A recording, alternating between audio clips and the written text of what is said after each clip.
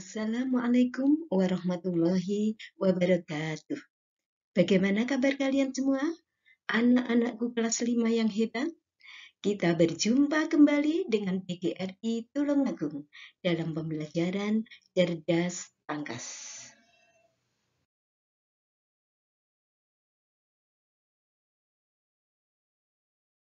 Kita akan membahas tema 2, udara bersih bagi kesehatan, subtema 1, cara tubuh mengolah udara bersih, pembelajaran 1.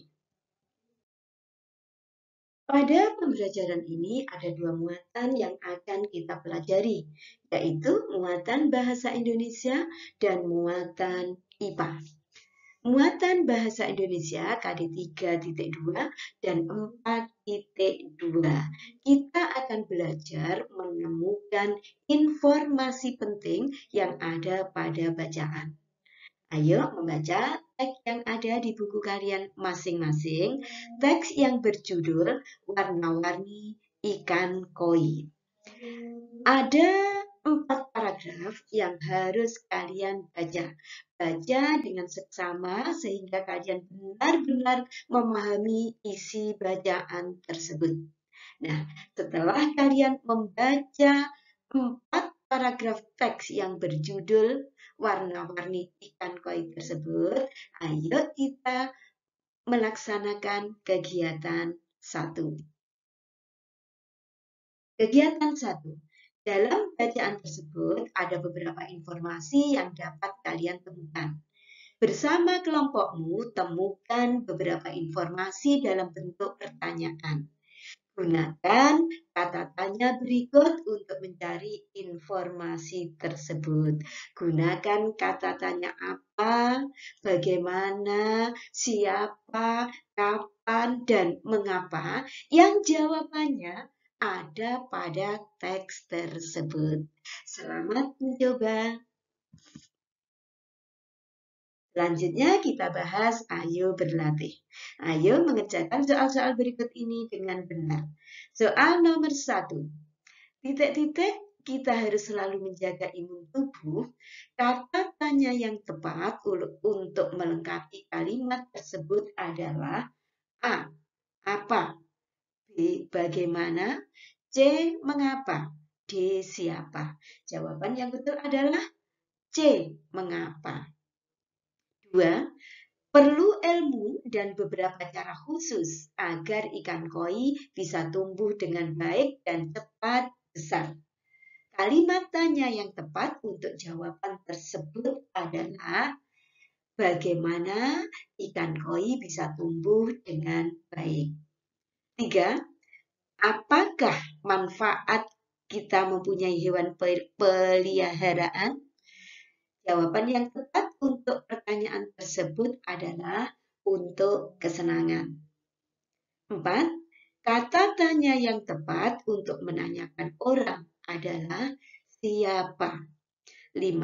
Sebutkan 5 kata tanya yang kamu ketahui. Tadi di bagian kegiatan sudah kamu gunakan untuk menggali informasi dari teks, yaitu kata tanya apa, siapa, mengapa, di mana, dan bagaimana, serta kapan. Selanjutnya muatan IPA KD 3.2 dan 4.2. Dalam pembahasan kali ini kita akan belajar tentang alat pernapasan pada hewan. Hewan bisa dengan alat pernapasan insang. Pada umumnya ikan bernapas dengan insang, meskipun habitatnya ada yang di air tawar, air laut, atau air payau. Letak insang berada di sisi kepala. Bentuknya seperti sisir. Untuk lebih jelasnya, perhatikan gambar di samping. Insang terdiri atas 3 bagian, yaitu rigi-rigi insang, lembaran-lembaran insang, dan lengkung insang. Selanjutnya, selain bernapas dengan insang, ada hewan yang alat pernapasannya berupa paru-paru. Paru-paru tidak hanya dimiliki oleh manusia. Beberapa jenis hewan juga memiliki alat pernapasan paru-paru. Antara lain, satu, hewan mamalia atau hewan menyusui, baik yang ada di darat maupun yang ada di laut. Yang kedua adalah bangsa burung atau biasa disebut dengan aves. Alat pernapasan burung terdiri atas hidung, batang tenggorokan, dan paru-paru yang berhubungan dengan pundi-pundi udara. Pundi-pundi udara ini merupakan alat bantu pernapasan, terutama pada saat terbang. Pada saat terbang, burung menyimpan udara di dalam pundi-pundi tersebut. Selain itu juga ada alat pernapasan reptil. Alat pernapasan reptil hampir sama dengan manusia. Alat pernapasan reptil terdiri atas hidung, batang tenggorok, dan paru-paru. Selanjutnya amfibi. Pada saat musim kemarau, katak jarang ditemukan. Akan tetapi pada saat musim hujan, katak berkembang biak dengan baik. Hewan seperti katak disebut hewan amfibi, yaitu hewan yang bisa hidup di dua alam, yaitu di darat dan di air.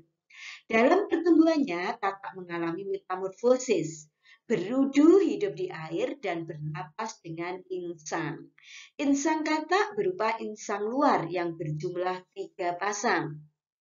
Insang ini terletak di sisi kanan, sisi kiri, dan belakang kepala berudu. Pada saat berudu berkaki, tumbuh semacam lipatan kulit yang menutupi insang luar sehingga terbentuk insang dalam. Setelah dewasa, katak bernapas dengan paru-paru. Yang ketiga adalah hewan yang alat pernapasannya berupa trakea. Beberapa hewan bernapas dengan trakea. Contohnya adalah jenis serangga seperti jangkrik, belalang, kupu-kupu, lebah, kumbang, dan nyamuk. Trakea merupakan lubang-lubang halus yang terdapat pada antar ruas badan serangga. Lubang ini disebut dengan stigma yang berfungsi sebagai tempat keluar masuknya udara. Yang keempat adalah hewan dengan alat pernapasan kulit. Contoh hewan yang bernapas dengan kulit adalah cacing. Pernapasan melalui kulit dapat terus berlangsung jika kulit cacing selalu dalam keadaan basah. Oleh karena itu, cacing menyukai tempat-tempat yang lembab dan basah. Kegiatan 2. Bersama kelompokmu, carilah berbagai macam alat pernapasan pada makhluk hidup. Setelah itu, tuliskan pada buku kerja kalian dan presentasikan di depan kelas. Selanjutnya kita bahas, ayo berlatih. Ayo mengerjakan soal-soal berikut ini dengan benar. 1. Cacing bernapas dengan menggunakan A. Trakea, B. Paru-paru, C. Insang, D. Kulit. Jawaban yang betul adalah D. Kulit. 2. Pada saat terbang, burung bernapas dengan bantuan pundi-pundi udara. 3. Ikan lumba-lumba adalah jenis hewan mamalia air yang bernapas dengan paru-paru. 4. Lubang-lubang halus yang terdapat pada ruas badan serangga disebut stigma. 5. Sebutkan fungsi pundi-pundi udara. Fungsi pundi-pundi udara adalah untuk menyimpan udara dan menggunakannya pada saat burung terbang. Demikian tadi pembahasan tema 2, subtema 1, pembelajaran 1. Semoga bermanfaat. Terima kasih. Sampai jumpa di video pembelajaran berikutnya. Saya akhiri. Wassalamualaikum warahmatullahi wabarakatuh.